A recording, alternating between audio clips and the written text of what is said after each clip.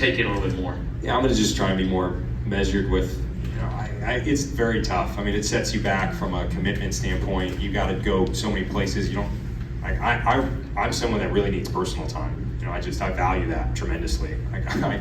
I can't be in front of a lot of people for too long, and unfortunately that's like a big part of the job, especially if you win this race. So I'm going to try and honor my commitments and do a great job for this series and this event, but I definitely need to measure it more than last year and find some time to get back into the season rhythm. I think it's called self-care. Is that what the kids call it now? Yeah, probably. All right, Justin and Bruce. Yeah, Joseph, where does this one rank for you? I mean, because Pato came in here and so did Scott, talking about how they made moves during the race that could have put them in the wall or spun them out, and you kind of echoed the same type of thing. I mean, this race, just from a viewer's perspective, was thrilling and exciting, and you come out on top. So does this rank higher than any of your other wins you've had? Have you won this before? No. I didn't know that. I thought Jonathan had one. Okay, well, because I want him to answer this too. It's very special. I mean, I'll repeat. It was tough not having my normal reality here this weekend, but I was just as excited to have Jonathan and Raul. I mean, I think very highly of these two individuals, and I've seen them at various points in my career where I thought, maybe I'll have an opportunity to work with them full time on the IndyCar side, and it didn't work out. We've all gone in different career paths, so it ranks the circumstances, the camaraderie, the time that we got to spend together, out of chance. This wasn't supposed to happen. We got this opportunity out of chance, and to be able to pull it off together, it ranks very high for me. Very, very high. I don't know that I want to put it first on the list, but I mean, it seems like it probably would be first. It's really, really cool. So I think it's a good question for Jonathan too. I didn't realize he hadn't won it, but it is right up there.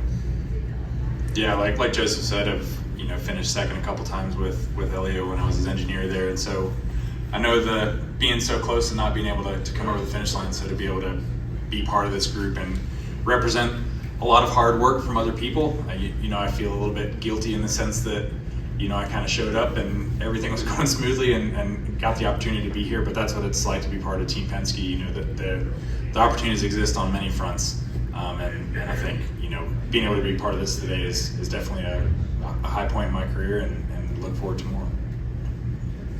Let's get a mic up to, thanks Justin, right behind you, Bruce. Thank you, and then we'll stay in the front after that, and then Tim, go ahead. Jonathan, earlier this month, Roger Penske got his 100th sports car victory out in Monterey, Sure. and you were on top of the timing stand for that. Yep. Today, you get Mr. Penske's 20th Indy 500 win. Those are two pretty special accomplishments that you're personally involved in. So how do you put all that into perspective? I think this year is probably, it's going to go down as a dream year. That this group also was part of the Daytona 24-hour win. I talked a little bit about feeling guilty, and I think Joseph said the same thing after the Daytona 24 hours. He kind of rocked up, and we got the first win after many, many decades. And I think the biggest thing today we talked about in the race is qualifying on the front row. We could be on offense all day, and I think that's where we were. We were on offense for the last 60 laps. Joseph did a good job saving fuel. We made strategy decisions to be in a good spot to be able to push hard for the last 60 laps. And I think that's a lot of what Joseph talked about being worn out and just tired at the end of the race because it was flat out. No fuel saving and big push there. So. And Joseph, a couple of times you win races. Mr. Penske's brought you ice cream, things like that in Texas. What did he say to you today? What was that moment like? He was the same RP. He's not changed. He was just, he was happy for the group.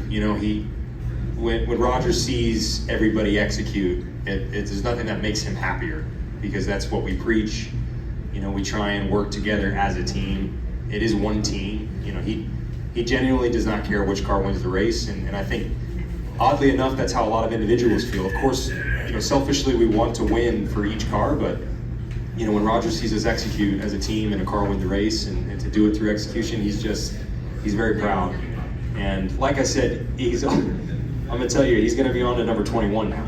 know, and everyone thought like, oh, he wants 20 and that's his number, but like he's going to be, okay, how do we get to 21? He might even say something silly like, we got to get to 25 or something. So I just love it. I love his mentality, and you know, we're always moving forward, and that's what I felt today. Do you expect his parking space will be changed by the end of the night? It's probably already changed. I believe it has changed already. I'd be yeah. surprised if it's not. So, time for a couple more. Steven Stump of Frontstretch.com here. Come back for more great racing videos, and if you like us, don't forget to hit that subscribe button.